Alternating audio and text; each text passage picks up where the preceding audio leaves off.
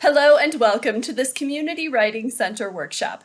The Community Writing Center provides individual writing consultations and writing workshops for all writers in the Great Lakes Bay region free of charge. To learn more about our services, including virtual and face-to-face feedback on your writing, upcoming writing workshops, and our various writing contests and events, please visit our website at communitywritingcenter.com. This online workshop series is sponsored by funding from the Bay Area Community Foundation and the SVSU Center for Community Writing. Hi, I'm Kelly Fitzpatrick, a Michigan-based author and educator, and it is my pleasure to present to you the second session in our poetry writing series, which will focus on the skill of lyric and narrative poetry. Thank you so much for joining us, and let's get started. Welcome to our workshop on crafting poetry. The purpose of this workshop is to learn about lyric and narrative poetry styles and how to use them in your writing. This workshop is appropriate for beginning and experienced writers alike, and it will last approximately 90 minutes. You will need a notebook and a writing utensil for materials. All of our workshops aim to create an inclusive, respectful, and productive environment for all writers. We aim to provide feedback, strategies, and resources writers need to improve their writing. We also aim to encourage collaboration between writers through active conversation and participation. Here's a brief preview of what you can expect during this workshop. We'll start with an opening quick write and discussion, followed by a craft talk on lyric and narrative poetry styles. We'll take a look at some mentor texts together with some opportunities for guided practice, followed by prompts and extended writing time. We'll finish with some analysis and sharing and takeaways for applying these techniques to your own writing. We're going to start with our opening quick write to get our creative juices flowing. For this quick write, you're going to select one of the two photographs that you see on the screen and write a short poem that's inspired by what you see there. Now, you can interpret this however you want to, or you can just use the image to spark an idea for a poem. The one on the left is a photograph of an ocean vista, and there's a little platform with a lantern hanging over it, and it's in black and white. And the one on the right is a sort of futuristic looking hallway with a lot of bright lights and metal going on. So you can choose either one, and we're going to just write for 5 minutes. Whatever comes to you is fine. We're going to use this quick write material as a ground for analysis and brainstorming later in the workshop. So have fun writing.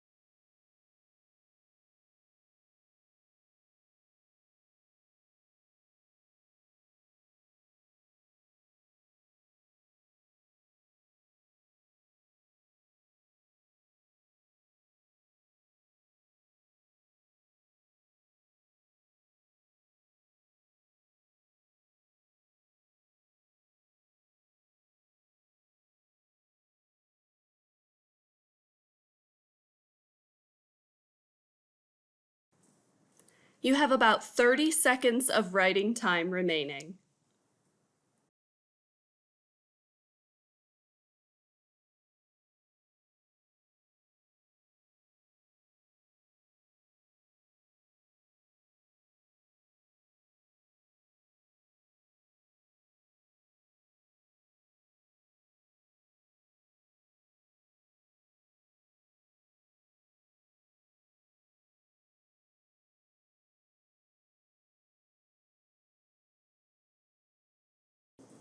Hopefully you had fun with that quick write. I always love responding to photography prompts. Now we're going to do a quick bit of discussion and analysis on your response. But first, we're going to preview the instructions and then we're going to look at an example and kind of tear it apart together. So the directions read to read your poem out loud, which is very important. Poetry is meant to be heard, and so you need to read it out loud even if you're by yourself. Then look for the following. Now, not all of these may be present in your piece, and that's totally okay, but I want you to see what you can find. So the first one says, is there a mood or message? So a mood is just a feeling or an emotion that's prevalent in the piece. And a message obviously is an idea that's being put across. The second one says, is there a plot? This is a progression of events happening. So is something happening? Is your piece kind of telling a story? And then finally, what specific language is present? Think word choice, sensory detail, imagery, some of those language-based elements that we looked at in our first workshop, if you were here for that one with us. And then how does that language support the mood and or the plot? So looking at the way that the language holds up the feelings, emotions, and actions that might be going on in the poem. So let's take a look at an example poem together, and then you will be applying these to your own. So here's a quick poem that I wrote in response to the second image. So that was the one that kind of had the futuristic lights going on in it. So I'm going to read it out loud first.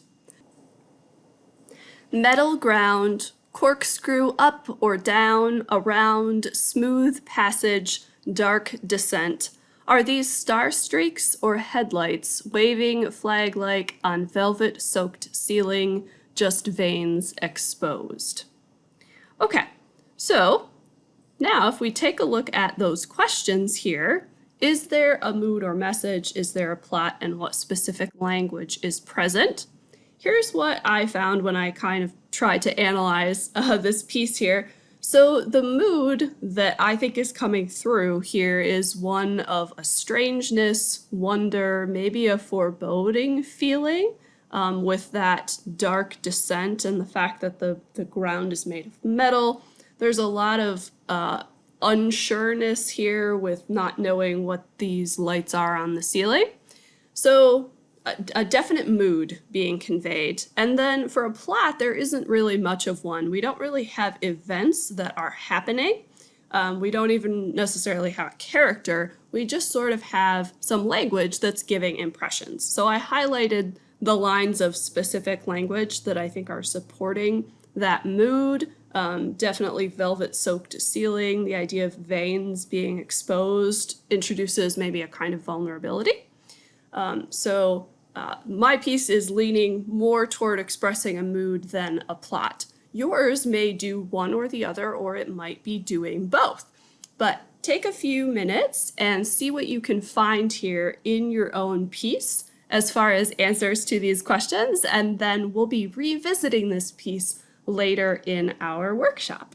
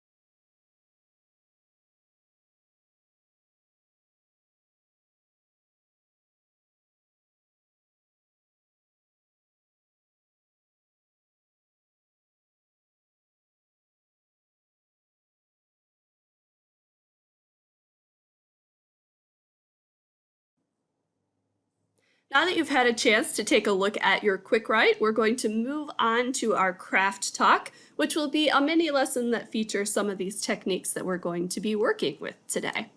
So the first one that I would like to talk about is the style of poetry that's called narrative. Narrative poems, regardless of length, form, meter, and rhyme schemes, all share one thing in common, and that is that they tell a story. So just like short stories, narrative poems rely on plot and pacing to get their message across. Narrative poetry still relies on imagery, abstraction, and careful form choices, just like other styles, but narrative poetry might also attempt to include strong characterization as well. So when you're reading it, it might feel very much like a scene in a story. So those elements that we talk about of plot and character and conflict in fiction writing, if you were here for us for the fiction workshops, or you can go back and watch them if you like, those oftentimes will plant themselves very strongly within narrative poetry. It's a different method of storytelling, but it still very much is telling a story. So here's an example of a very strong narrative poem, and it's called My Papa's Waltz by Theodore Roethke, who is a Saginaw poet. And I'm going to read the poem first, and then we'll talk about the narrative elements that are going on here. The whiskey on your breath could make a small boy dizzy, but I hung on like death. Such waltzing was not easy. We romped until the pans slid from the kitchen shelf. My mother's countenance could not unfrown itself. The hand that held my wrist was battered on one knuckle. At every step you missed, my right ear scraped a buckle. You beat time on my head with a palm caked hard by dirt, then waltzed me off to bed, still clinging to your shirt. Now, if you were here for us or if you were here with us for the Elements of Poetry workshop, you're going to see lots of those happening here. So you might have noticed the rhyme scheme at the end of the lines. You might notice a lot of sensory detail and other things. But what I want to draw your attention to for the purpose of this workshop is the fact that this is a small microcosm of a larger story. So this is a full scene. We have three characters here. We have the speaker, who is a small child. We have their mother, and we have their father. And so each of those people are characterized in their own way. So the small child, we know that they're hanging on, they're clinging to the father out of love or out of fear. It's maybe not perfectly clear, or maybe it's both. The mother, the one detail we get about her is that she's frowning, and the implication then in the next line is that has something to do with the father's knuckles being battered. And so then we get a hint of one of the background conflicts here. So the actual plot that's happening in this narrative poem is the dancing around the kitchen and then taking the child off to bed. But there's indication of a larger conflict here, of maybe some tension in relationships and maybe even some domestic abuse going on. And several of the sensory details and specific word choices that the poet chose here support those larger story elements. So the fact that he says, you beat time on my head, my right ear scraped a buckle. We have some indications of some violence going on there. But then we also have words that are playful and play into that sort of childlike fun that can sometimes happen. So the word romped, for example, and waltzed. Now, these elements all tie together to create a story, but I do also want to point out that there are some lines in here that are very much lyric. So just because a poem leans more toward one side or the other, it being lyric or narrative, doesn't mean that it can't incorporate elements of both. So my right ear scraped a buckle is definitely a sensory detail. You waltzed me off to bed, still clinging to your shirt. And especially, I really love that detail of a palm caked hard by dirt. That has both the tactile sensory detail as well as the cadence and the lyricism of the words together just sounds really beautiful. But on the most part, this is a chunk of a story. So this is a great example of a narrative poem. The other form that we're going to talk about today is lyric poetry, and this form was originally meant to be read along with musical accompaniment, sort of like a song, and for that reason, telling a clear narrative took a back seat to conveying a mood or feeling through striking language and image choices. So lyric poetry relies on fragments of moments, abstract concepts, which you'll remember from Elements of Poetry, that abstraction, and images that aren't always clearly connected. So you might get little snippets of a larger story, or you might get some concrete images, but they're not tied together in a plot. It isn't one thing happens, then something else happens, then something else happens. It's more of an impression or a collage, so to speak, of lots of things going on that are all pointing toward a mood or a feeling, but they are not arranged in a narrative structure.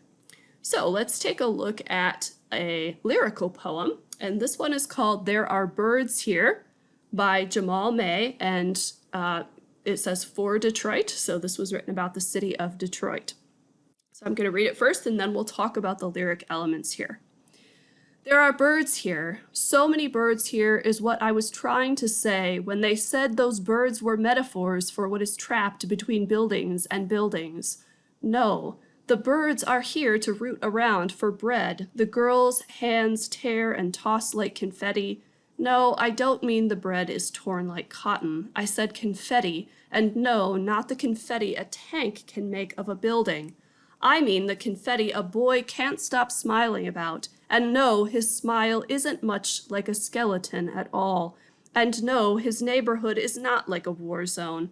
I am trying to say his neighborhood is as tattered and feathered as anything else, as shadow pierced by sun and light parted by shadow dance as anything else, but they won't stop saying how lovely the ruins, how ruined the lovely children must be in that birdless city. Now, this is a beautiful poem with a very strong message. Now, this is primarily a lyric poem because it shares a series of images that relate to a theme. So the theme is of a city that is more than ruins. Detroit transcends the stereotypes about it, and the people there are more than the stereotypes about the city. So that's the message that comes across very clearly here.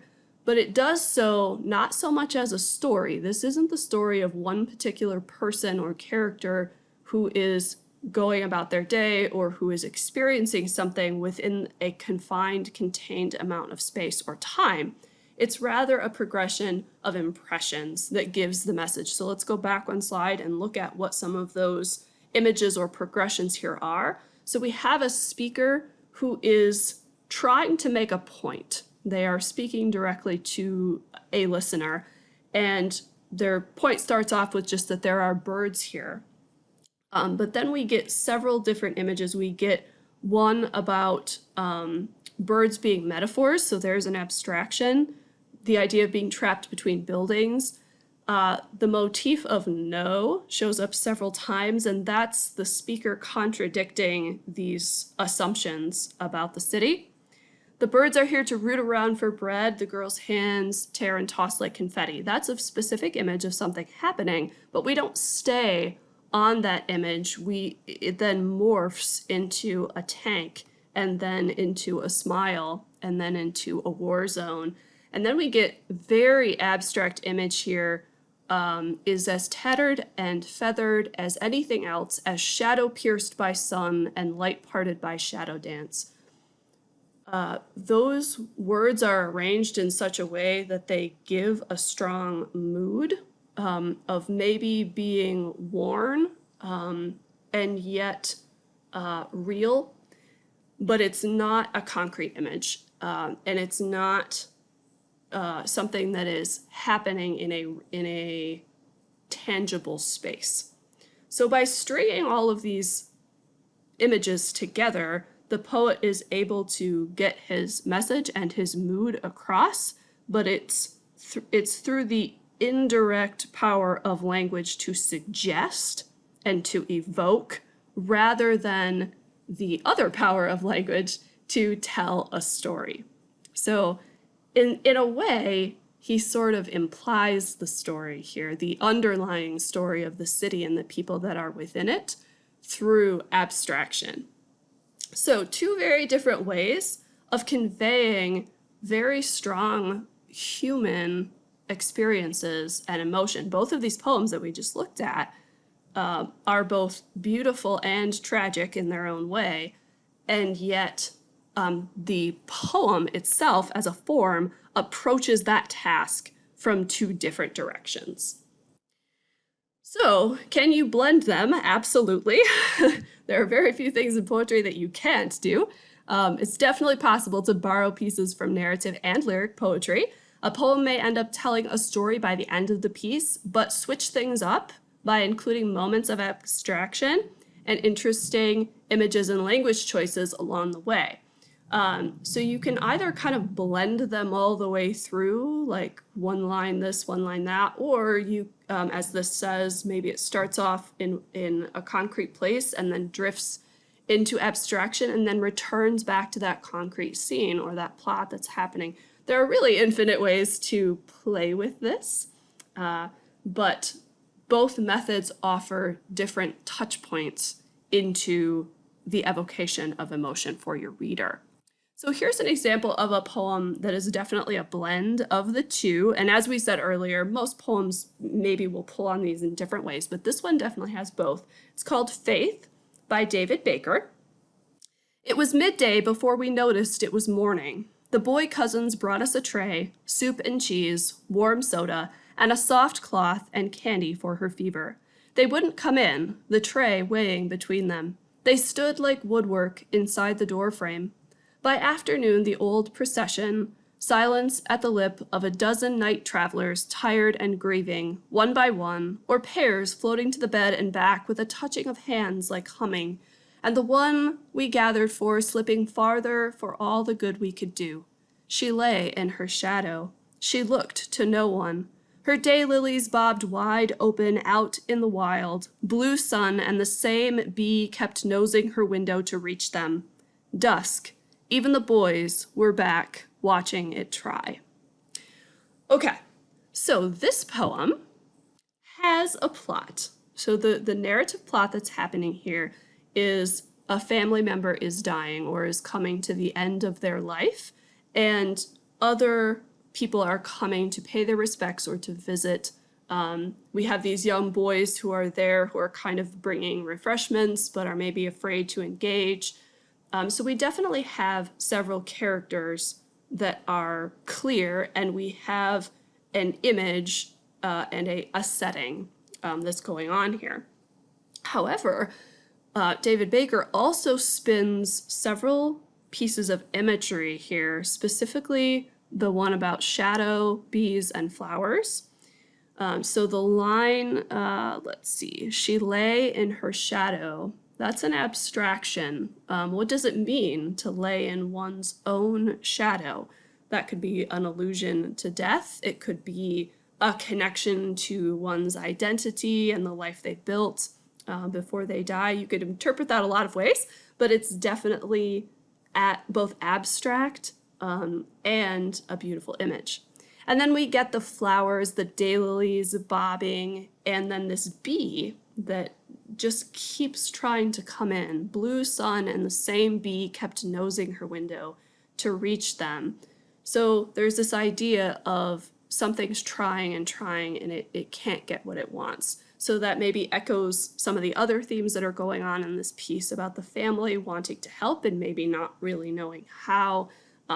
Again, you could interpret it a whole lot of ways, but both the narrative arc of this is sort of an end of life gathering here, And these lyric elements, they both work together to set the mood of calm futility. This is not something that can be stopped. It's implied that these people aren't necessarily coming to save this person, but simply to give their respects. And that's echoed in that imagery of the bee trying and trying to get in, and it just can't. But then also beauty at the end of life. So the pieces of imagery that David Baker chose as metaphors here are ones of beauty in nature.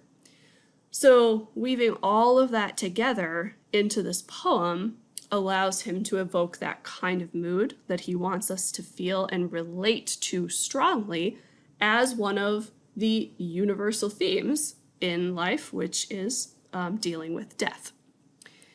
So, some things to keep in mind here. As I said, it's okay to blend lyricism and narrative elements within a poem. They can be blended all the way through, or different sections might embody one style more than the other. Some poems might not fit neatly within these categories at all. So there is some work out there that you might look at it and say, you know what, I don't see a plot or a lyricism, and yet it's still a poem. So there are always exceptions. But these two styles show up very frequently, and they're very powerful to play with and experiment with. And on that note, it is okay to write without a clear idea of how the final product will turn out. You do not need to know at the outset, I am going to write a lyric poem. You don't need to know that at the start. If you want to, if you know you want to practice with that, go for it, but it's not necessary. As a writer, it's helpful to be able to identify these different styles and elements and techniques so that we can get a handle on the type of writing that excites us. We can become familiar with our own strengths, and also so that we can explore new territory and maybe open up areas in our writing that we didn't realize were opportunities until we started experimenting with that. So let's pause for a second and do a quick check. I want you to look back at your quick write poem that you did at the start of the workshop and just see if you can identify, is it more of a narrative style, which is telling a story, or is it more of a lyric style, which is giving an emotion or an impression to the audience, or is it a blend of both? So if we think back to the poem that I wrote, that is definitely a lyric style. There wasn't really a plot or characters or something happening. It was more of just impressions of a space. If you were going to change it from one style to the other, what would you add or adjust in the poem to accomplish that? Now, you don't actually have to do that right now. I just want you to think hypothetically as an exercise. What would you need to change? So if I were to go back and try to modify my lyric poem into a narrative one, I would probably add a speaker who is moving through that space, and I would maybe add some indications of some sort of a conflict. So maybe the speaker has a conflict with the setting to introduce movement and time through that space to make it feel more like a scene, like something's happening in that space versus just a setting with feeling. So take a few minutes and just analyze your piece to kind of get more familiar with these aspects. And then we're going to do some guided practice on a few more example poems before we write to prompts.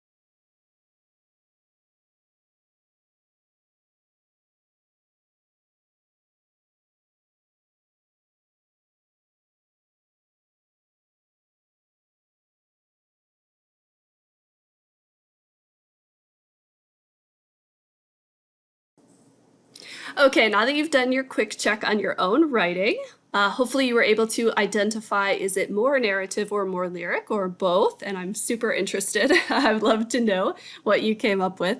But to give you some more practice in identifying how these elements might play out in finished pieces, we're going to take a look at a couple of example poems here, and I'll give you a few minutes to sort of analyze them and see if you can identify what's going on here. So the first one is called 4 Weeks After Mother's Funeral by Kimiko Han.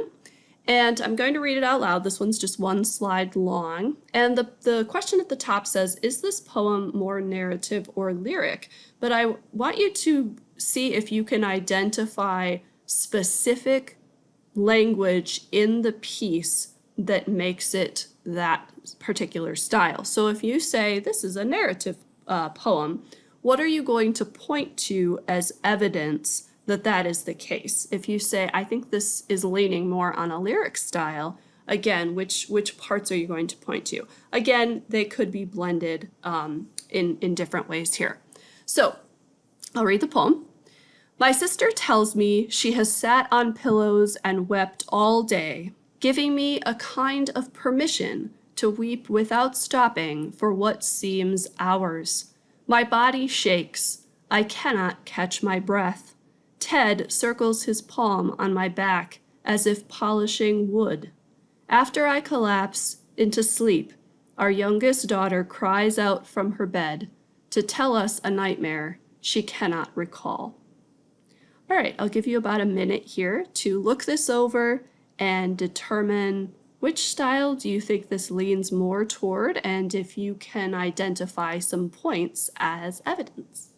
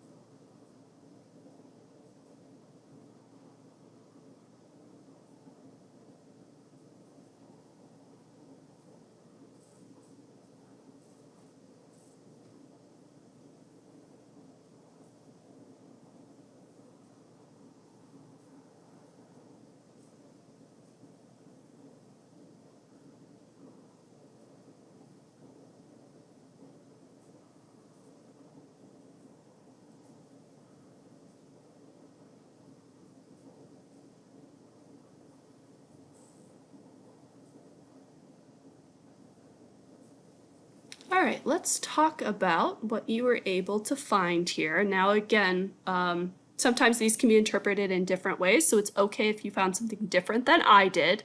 But in looking at this piece and kind of thinking about what elements here are lyric and what are narrative, this definitely leans more toward the narrative style overall. And the reason for that is we have very clear characters and we have a progression of events that is happening over a specified amount of time. So I lit up the characters in yellow here. So we have 4 different people in this, even though this is a very short poem. We have the speaker, which is me.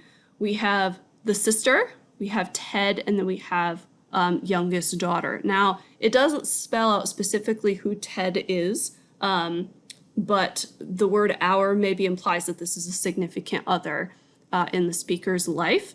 And then we have a progression of events that's happening. So the title gives us a clue as to the context of what's happening 4 weeks after mother's funeral. So we have a death in the family that these folks are dealing with. And then we have events that happen over that period of time. So my sister sat on pillows, wept all day. And then the speaker is given permission to weep without stopping. Then her body shakes. She can't catch her breath. Ted comes over, places his hand on her back. Then she collapses into sleep. Then cries out from her, then the daughter then cries out from her bed. So we have, this is happening over a period of time. It doesn't say how long, but sounds like maybe a day or an afternoon. And by giving us one event, then the next event, then the next event, it drags out this process of sorrow and grieving. So in the title, we get the amount of time, 4 weeks after it, almost a month has gone by, and still these things are there. And anyone who has gone through a death in their family knows what that feels like. Sort of that accordioning of time where it just feels like it's taking forever to heal. So that's one of the benefits of using narrative in this particular piece, is it allows us to live through that progression of time along with the speaker, and therefore we get to participate in that process of mourning along with them. I do want to point out, note that we still get a metaphor here as if polishing wood, so that sort of reassuring touch from Ted. It's a metaphor that implies repetition. So you polish wood by going over and over and over it multiple times, but it's also with the purpose of making it better, right? You polish wood to make it shine and to make it a better version of itself, which is what some of that sympathy is aimed at here. So it's a very effective metaphor, and it leans toward that mood of listlessness here because it's a repetitive motion. So again, you can pull in elements of lyricism, of specific language, and enhance what is otherwise a very narrative poem here. Our second example that I'd like to analyze together here is called Being by Aaron Lorsung. And this one is a little bit longer. It takes up 2 slides. And the question is the same. Do you think this leans more narrative or lyric, and why? And I really want you to focus on, think about how things are connected together. So we talked about those progression of events in the last poem. What do you see going on in this one? How are images and things connected together? Okay, so I'm going to read it out loud. And then I'll read the whole thing, and then I'll come back to this slide for about 30 seconds, and then I'll move you to the second one. A letter is holy. A story is holy hands reaching out into the world. Birds come home across distances I can't conceive and live in their bodies. Ash is in the air. Every place I've been is on fire with words. One day I throw away all my love letters without noticing. Mountains in the heart. What belongs to me? I leave the world all the time. These arms, these fingers, this tongue, these feet, and their bent wings. I know it will be dirt. The prayers now in the morrow will retake earth. I will live inside whatever flies, burning the brink of all things. Okay, I'm going to back up and stay on this slide for about 30 seconds, and then we'll move forward to the next one. You're going to probably see similar things going on in both, but I want to give you a chance to see the whole poem.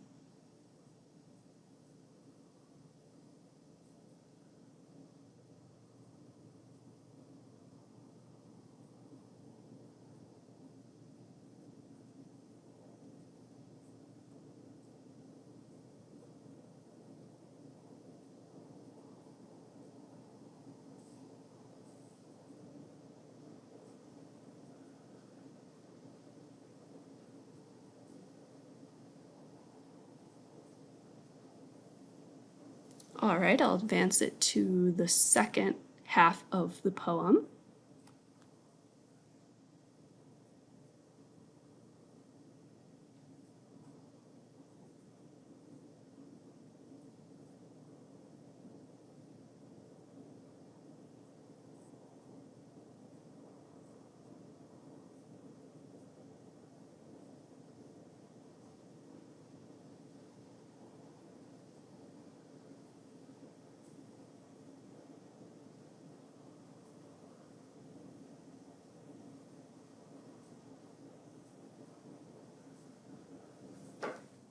Okay, what do you think? Is this more of a narrative style, or is this a lyric style?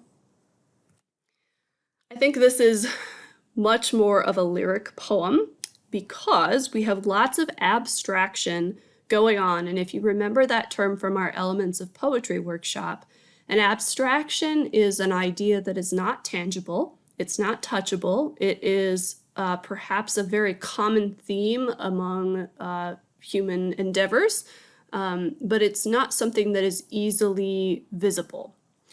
So we have a whole bunch of those going on in this poem.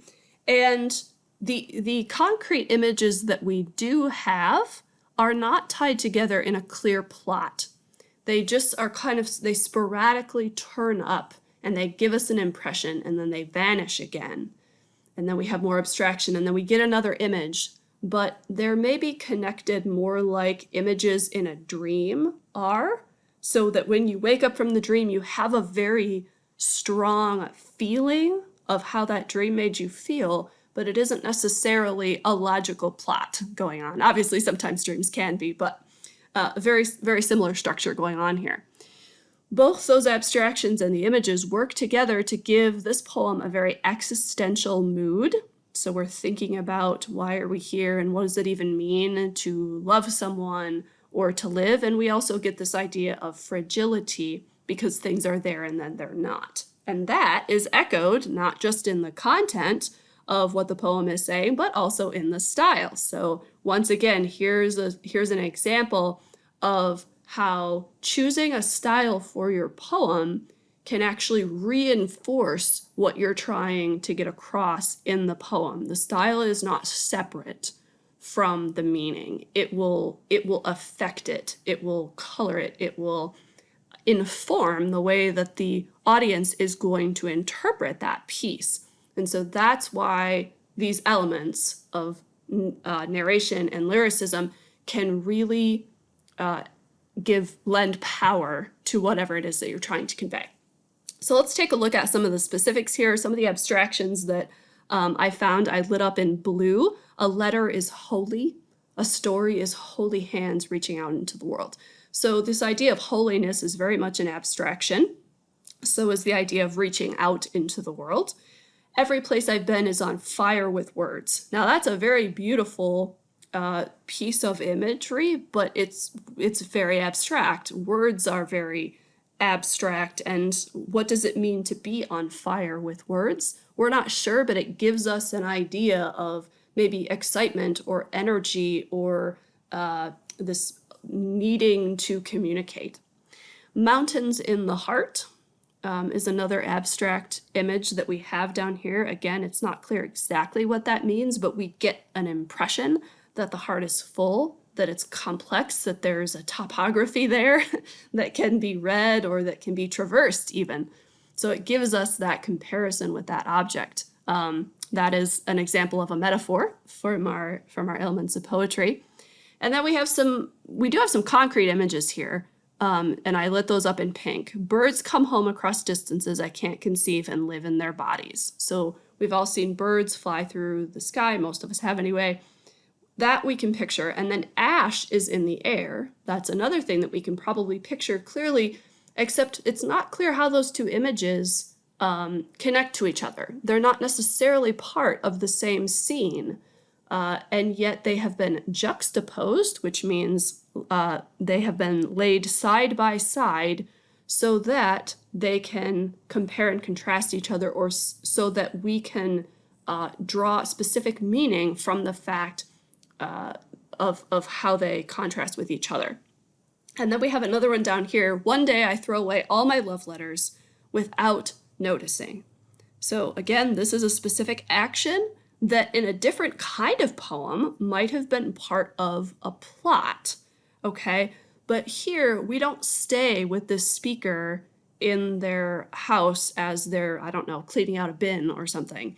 We're all over the place with abstractions. And so clearly, part of the message of this poem has to do with love and with communication. But this image is here, and then it's gone, and then we're back into an abstraction of the heart. Same thing on this half of the poem, although I think we lean harder into abstraction here. We get an image of different appendages here, arms, fingers, tongue, etc. And then an interesting one of bent wings, which is a non sequitur. It doesn't match the other things, and so it surprises us at the end of that line. And then we get a question, what belongs to me? I leave the world all the time. So we have the abstractions here of belonging, of leaving, and then down below it gets even more abstract. I know it will be dirt. The prayers now and the morrow will retake earth. What does that mean exactly? I don't know, but it's beautiful. And it gets again at this theme of words, in this case it's prayers, being inside of people, inside of morrow, and yet that is fleeting. So they will be dirt, just like the letters were thrown away without noticing. I will live inside whatever flies. That's a callback to the image of the bird earlier. Burning the brink of all things. That's an extremely abstract concept, maybe about the end of existence. And it's also a callback to that fire and that ash from earlier. So you can see how these things are tied together. They're not separate. They very much weave in and out of each other, but it's sporadic, it's almost episodic, and therefore this is more of a lyric style. One is not better than the other, and you could easily take the same poem and rewrite it in a different style and maybe get the same message but a different mood or in a different way. And so it's really up to you as the poet to choose the method of conveyance that you want to use to get your point across. It is writing time, where you get to respond to several prompts and practice some of these poetry techniques that we've been talking about today. So for our first writing prompt, which we'll write for 10 minutes, I'd like you to write a short narrative poem about any event. Try to use straightforward language and think of how plot works in the piece. Keep in mind imagery, abstraction, and formatting while writing. Now, if you need some ideas to spark an event to write about, I have 5 options here for you. Discovering something that was lost, saying goodbye, encountering the strange, having plans interrupted, or your earliest memory. Of course, you are welcome to use any event that comes to mind that you'd like to write about for this piece. In the toolbox, I just have the definition of narrative and lyricism. So narrative is telling a story that has a plot, events happening. It could be recounting a moment, whereas lyricism is conveying a mood through striking language, imagery, and abstraction. Now, you can incorporate some lyricism into this if you want, but for this one, I really want you to focus on telling a story through poetry and staying very focused on the language. So you'll have 10 minutes to write this, and then we'll move on to the second piece where we will focus more on lyricism.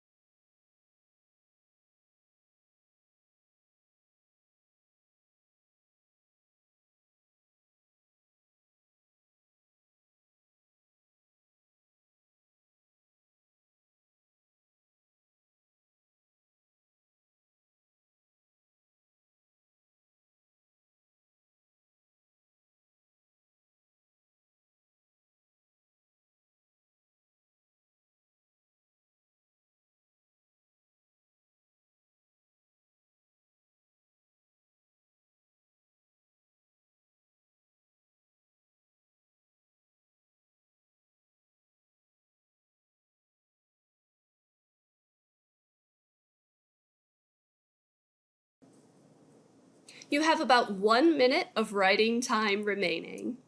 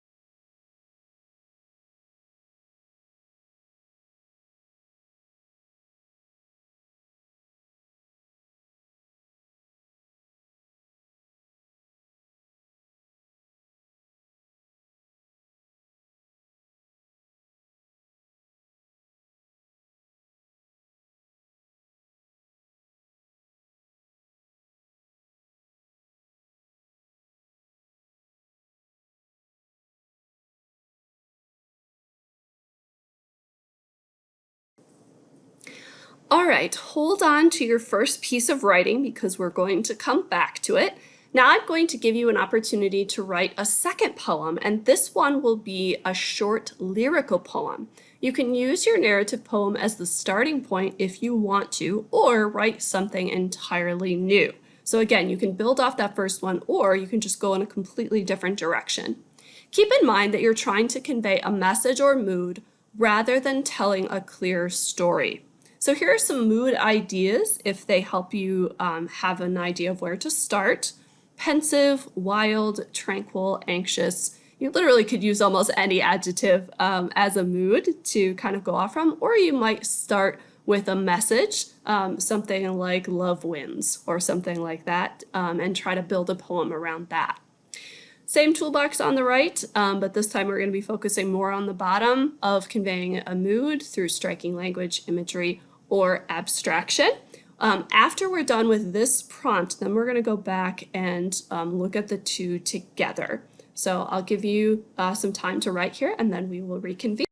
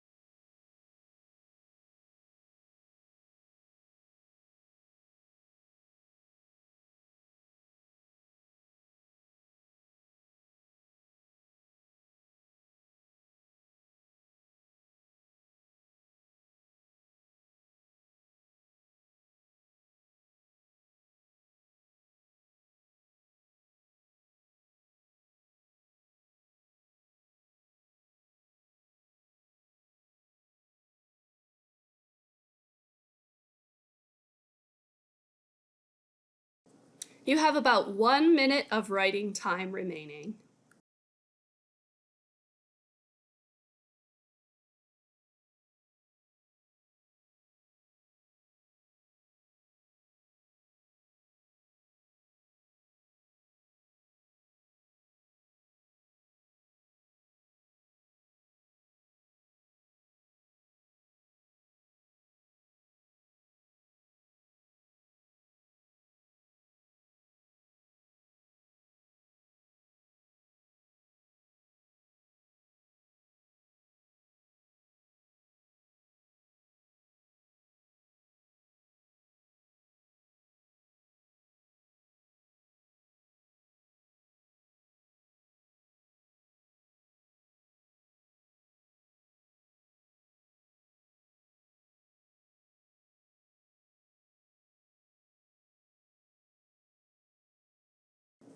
Okay, for this final chunk of time here, I'd like you to go back and look at the two poems that you wrote, or if you added on to the first one, and see if you can find a way to combine the narrative and lyrical aspects of these two poems. This could be copying and pasting the language from each to create something new, or just using the concepts to write something new. If not, write a third short poem that attempts to blend lyric and narrative styles. So that's the goal here, is to incorporate these, like the poem that we looked at from David Baker that incorporated both a scene and lyricism. Here are some prompt ideas if needed. If you're starting from scratch and want a jumping off point, you might write about severe weather, an overheard conversation, parting with important objects or significant objects, or honoring an individual. Again, we'll spend 10 minutes here, and then at the end, we'll look back and do some quick analysis before we look at takeaways for the workshop.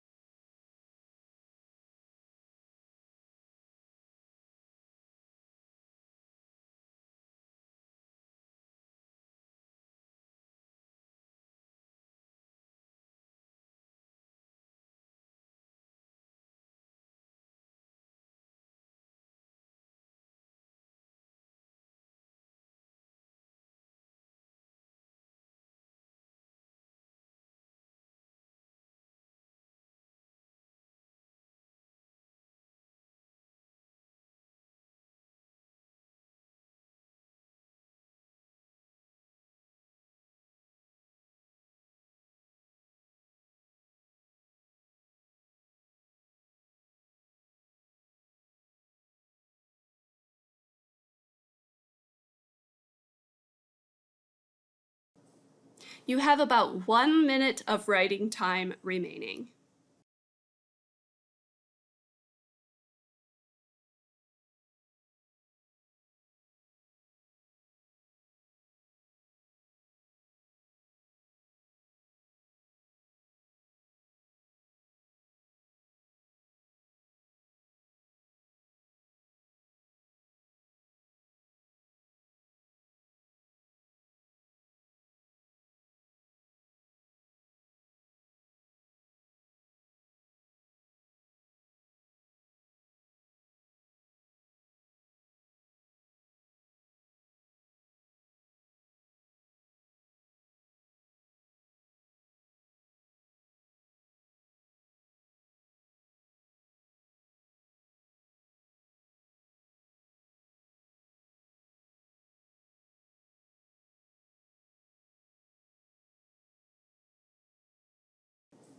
All right, now that you've had some opportunities to write and really work with both narrative and lyric forms, I'd like you to look back at your poem or poems that you wrote.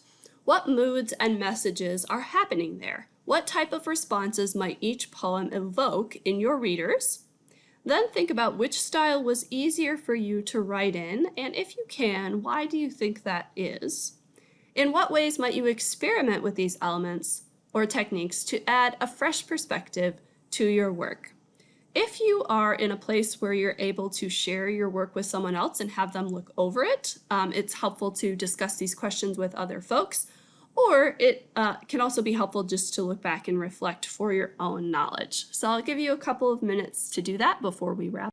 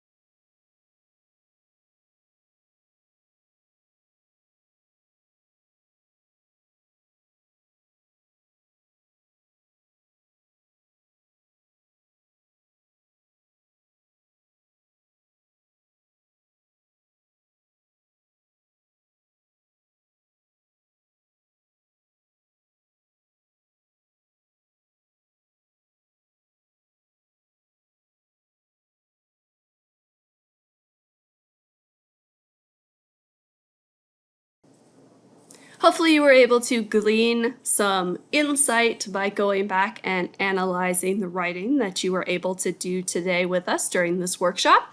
Now let's take a look at some quick takeaways. Narrative poetry tells a story, while lyric poetry invokes a mood through vivid language. Now, both narrative and lyric styles can be used either individually or blended to create specific types of moods and messages.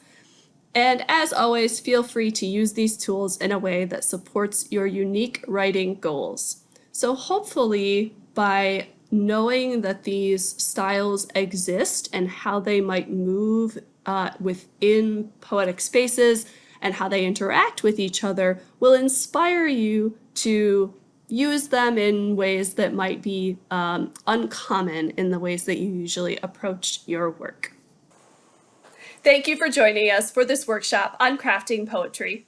Be sure to view the other workshops in this series, which you'll see on the screen in a moment during the credits. The Community Writing Center offers a number of other writing workshops, along with free consultations on any piece of writing.